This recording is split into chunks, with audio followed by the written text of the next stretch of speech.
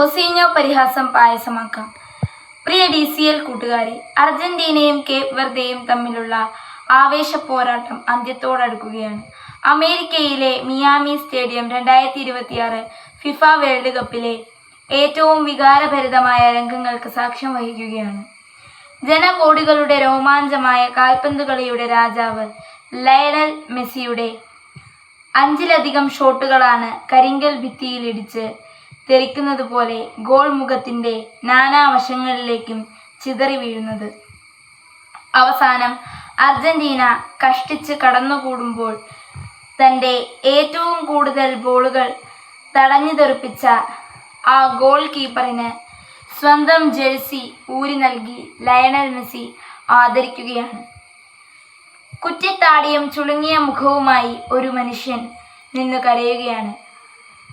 5 ലക്ഷത്തിലധികം മാത്രം ജനങ്ങളുള്ള തൻ്റെ കൊച്ചു രാജ്യത്തിൻ്റെ വിലാസം ആകാശത്തോളം ഉയർത്തിയ കളിക്കളത്തിലെ ആ കാരണവരുടെ പേര് ജോസിമർ ജോസെ എവോറ ഡയസ് എന്നാണ്. എന്നാൽ അയാൾ ഇന്ന് ലോകമെമ്പാടും അറിയപ്പെടുന്നത് കുഞ്ഞു മുത്തശ്ശി എന്ന് അർത്ഥം വരുന്ന ഒസീഞ്ഞോ എന്ന ഓമന പേരിലാണ്. 1986 ജൂൺ 3 കേപ്പ് വെർദെ രാജ്യത്തിലെ സാവോ വിസെന്റ് ദ്വീപിൽ അതിദരിദ്രനായി ജനിച്ച ഒസീഞ്ഞോയാണിത്. പിതാവ് പട്ടാളത്തിലും അമ്മ കൂലിവേലയ്ക്കും പോയതിനാൽ മുത്തശ്ശനും മുത്തശ്ശിയും വളർത്തിയതിൻ്റെ പേരിൽ കുഞ്ഞു മുത്തശ്ശി എന്ന കളിപ്പേര് സ്വന്തം ഔദ്യോഗിക പേരാക്കി മാറ്റിയ ഒസീഞ്ഞോയാണിത്.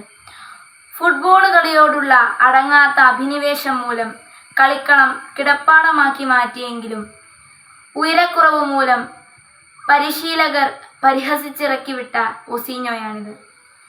കാൽപന്ത് കളിയുടെ വൈഭവം പാദങ്ങളിൽ തുടുതുടുത്തപ്പോഴും ഉപജീവനത്തിനായി ബസ് ഡ്രൈവറായും ഇലക്ട്രീഷ്യനായും കൂലിപ്പണിയെടുത്ത ഒസീഞ്ഞോയാണിത്.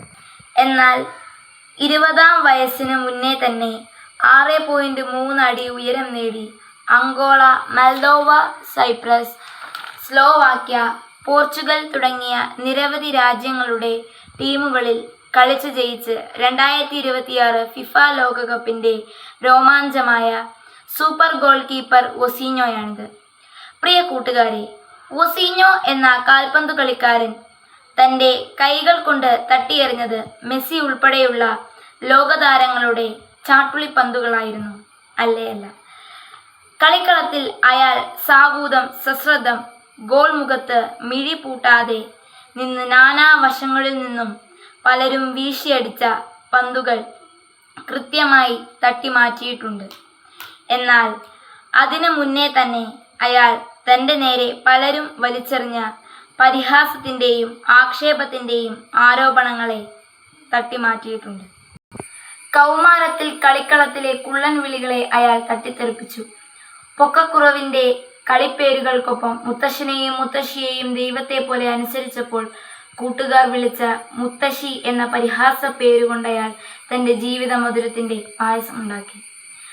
തന്നെ തളർത്താനും പരാജയപ്പെടുത്താനുമായി അരികിലുള്ളവർ വലിച്ചെറിഞ്ഞ ആക്ഷേപങ്ങൾ അയാൾ തൻ്റെ പ്രതിരോധശേഷിയുടെ ആഹാരമാക്കി. കൂട്ടുകാരെ, ജീവിക്കാനും അതിജീവിക്കാനും നിങ്ങൾ പരിശ്രമിക്കുമ്പോൾ നിങ്ങളുടെ പരിസരത്ത് നിന്ന് ഉയരുന്ന പരിഹാസങ്ങളെ പായസം പോലെ രുചിച്ചറിയാൻ നിങ്ങൾക്ക് കഴിയും. ഗാലറികളിൽ ഇരുന്ന് കമൻ്റ് അടിക്കുന്നവർ മെയ്യനങ്ങി കളിക്കുന്നവരല്ല, വെറും കാണികൾ മാത്രമാണെന്ന് ഓർക്കുക. നിങ്ങളുടെ വിജയത്തിനായി കളിക്കാൻ നിങ്ങൾ മാത്രമേ ഉള്ളൂ എന്നറിയുക. വിജയാശംസകളോടെ സ്വന്തം കൊച്ചേട്ടൻ.